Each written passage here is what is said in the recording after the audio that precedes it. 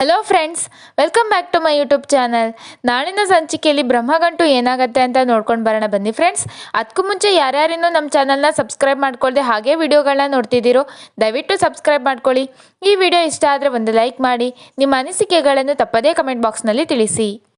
ಈ ಸಂಚಿಕೆಯ ಮೊದಲಿಗೆ ಸುಕನ್ಯಾ ಇದ್ದವರು ಚಿರು ಹತ್ರ ಬಂದ್ಬಿಟ್ಟು, ಯಾರು ಎಷ್ಟೇ ಕರೆದ್ರೂ ಬಾಗಿಲನ್ನೇ ತೆಗಿತಾ ಇಲ್ಲಪ್ಪ, ಆಗಿದ್ದ ಅವಮಾನನ ಸಹಿಸ್ಕೊಳಕ್ಕಾಗದೆ ಅದೆಷ್ಟು ಕೊರಗ್ತಿದ್ದಾಳೋ ಏನೋ, ನೀನ್ ಇವಾಗ ಹೋಗಿ ಸಮಾಧಾನ ಮಾಡಿಲ್ಲ ಅಂದ್ರೆ ಅದೇನ್ ಹೆಚ್ಚು ಕಮ್ಮಿ ಮಾಡ್ಕೋತಾಳೋ ಏನೋ, ಹೋಗು ಚಿರು ಅಂತ ಸೌಂದರ್ಯನ ಬಗ್ಗೆ ಬಂದು ಸುಕನ್ಯಾ ಚಿರು ಹತ್ರ ಹೇಳ್ತಾಳೆ. ಆಗ ಚಿರು ಗಾಬರಿಯಿಂದ ಸೌಂದರ್ಯ ರೂಮ್ಗೆ ಹೋಗ್ತಾನೆ.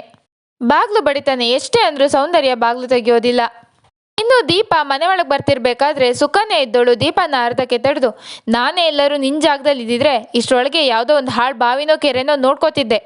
ಇನ್ನು ಮುಂದೆ ಈ ಮನೆ ಬಾಗ್ಲು ನಿಂಗೆ ಶಾಶ್ವತವಾಗಿ ಮುಚ್ಚಿದ ಹಾಗೆ ಅಂತ ಸುಕನ್ಯಾ ಜೋರಾಗಿ ಹೇಳ್ಬಿಟ್ಟು ಅಲ್ಲಿಂದ ಹೋಗ್ತಾರೆ. ಆಗ ಅಲ್ಲಿಗೆ ಚಿರು ಕೂಡ ಬರ್ತಾನೆ. ಮಾಡೋದೆಲ್ಲ ಮಾಡ್ಬಿಟ್ಟು ಯಾವ ಮುಖ ಇಟ್ಕೊಂಡು ಮತ್ತೆ ಈ ಮನೆಗೆ ಬಂದಿದ್ದೀರಾ? ನಿಮ್ಮಿಂದಾಗಿ ಮನೇಲಿ ಎಲ್ರಿಗೂ ನೆಮ್ಮದಿನೇ ಇಲ್ದಂಗಾಗಿದೆ. ಚೂರು ನಾಚಿಕೆ ಅನ್ನೋದೇ ಇಲ್ವಾ ನಿಮ್ಗೆ? ನೀವು ಮಾಡಿರೋ ಕೆಲಸಕ್ಕೆ ನಿಮ್ಮ ಮುಖ ನೋಡೋಕ್ಕೂ ಅಸಹ್ಯ ಆಗತ್ತೆ ಥೂ ಅಂತ ಹೇಳಿ ಚಿರು ಅಲ್ಲಿಂದ ಹೋಗ್ತಾನೆ. ಆಗ ದೀಪ ಏನು ದಿಕ್ಕೆ ತೋಚದೇ ಇರೋರ ಥರ ಮನೆಯಿಂದ ಹೊರಗೆ ಬರ್ತಾಳೆ. ಇದು ನಾಳಿನ ಸಂಚಿಕೆ ಒಂದು ಚಿಕ್ಕ ಪ್ರೋಮೋ. ಪೂರ್ತಿ ಸಂಚಿಕೆಗಳಿಗಾಗಿ ಹಾಗೂ ಮುಂದಿನ ಸಂಚಿಕೆಗಳಿಗಾಗಿ ನಮ್ಮ ಚಾನಲನ್ನು ತಪ್ಪದೇ ಸಬ್ಸ್ಕ್ರೈಬ್ ಆಗಿ. ಈ ವಿಡಿಯೋ ಇಷ್ಟ ಆದರೆ ಒಂದು ಲೈಕ್ ಮಾಡಿ, ನಿಮ್ಮ ಅನಿಸಿಕೆ ಅಭಿಪ್ರಾಯಗಳನ್ನು ತಪ್ಪದೇ ಕಮೆಂಟ್ ಬಾಕ್ಸ್ನಲ್ಲಿ ತಿಳಿಸಿ.